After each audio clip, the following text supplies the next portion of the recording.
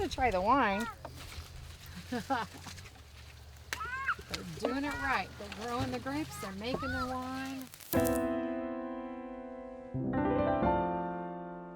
Making good wine is really a start to finish deal. You want to have access to high quality fruit, and having the vineyard here under our care, we're able to really ensure that quality from start to finish. My brother and I had considered planting some vines and experimenting with winemaking, and it sort of grew rapidly. Planting 20 or so vines turned into 1,000, and then it was just time to go. So we planted all the vines, and it wasn't long we had to build a building, and things just kind of snowballed. We didn't have any like overarching goals. We had a dream. Let's make wine. I think we fell in love with wine, and we knew we were passionate about it. And say, okay, so let's start making it and let's see where it goes. And a lot of it has been like that, where it's, okay, we're growing grapes, that's working.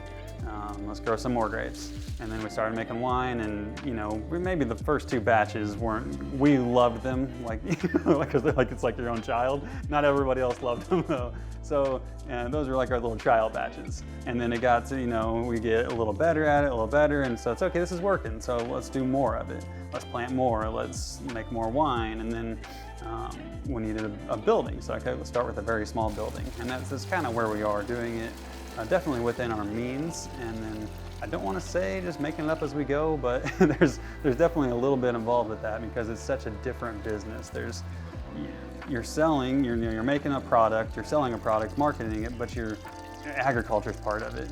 And so that makes it so much different than a traditional business, or just agriculture, or just like a retail thing like this, where this is blending those two things together. It was a very organic process. When we planted the East Vineyard and started with 1,000 vines, it was kind of something that we did. We weren't sure even how to properly establish like a proper vineyard trellis system. And so that took some time, and that was really the focus. So the vineyard was the initial focus. Asher loves winemaking, and he kind of started playing around.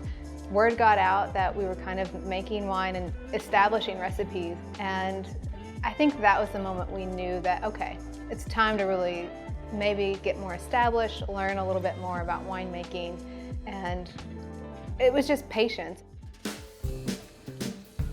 Growing grapes in Missouri can be a challenge just because of our weather, our environment.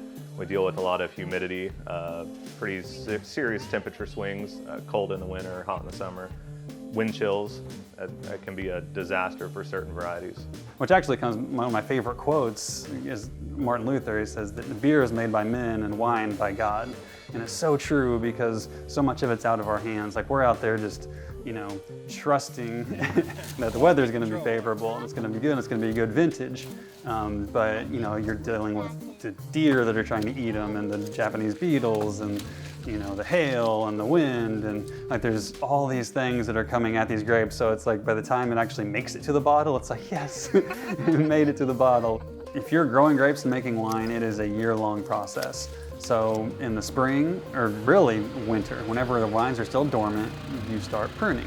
And pruning every single vine, you're pruning the vines, and then you go on to, so then you plant, if you're planting more, which we have for the last couple of years. So you pretty much jump right into planting new vines. So then all throughout the summer, as they're growing, you're tying up the vines, you're mowing, you're doing all these things. The wind comes through and you gotta tie it all up, and then you go into fall where you harvest. And that's, they don't all ripen at the same time. So white grapes you start picking generally late August, into early September, and then red grapes can go all the way into the first or second weekend in October, depending on the weather. So there's a month and a half where we're out there harvesting, every single, and at the same time, we're making wine from the ones we harvested, a couple weeks ago. So finally all that wraps up, and then you get into the winter where we're supposed to be, slowing down a little bit, but no, because then we got the winemaking.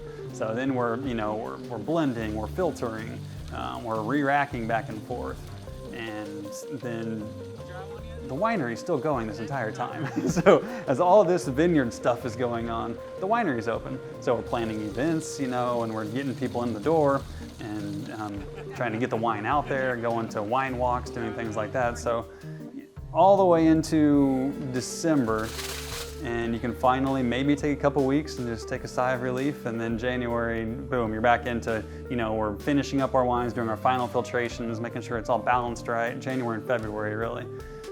And then it's back into pruning, start all over again. We would have never had a winery if it was not for the family. The family's always been the important aspect of it.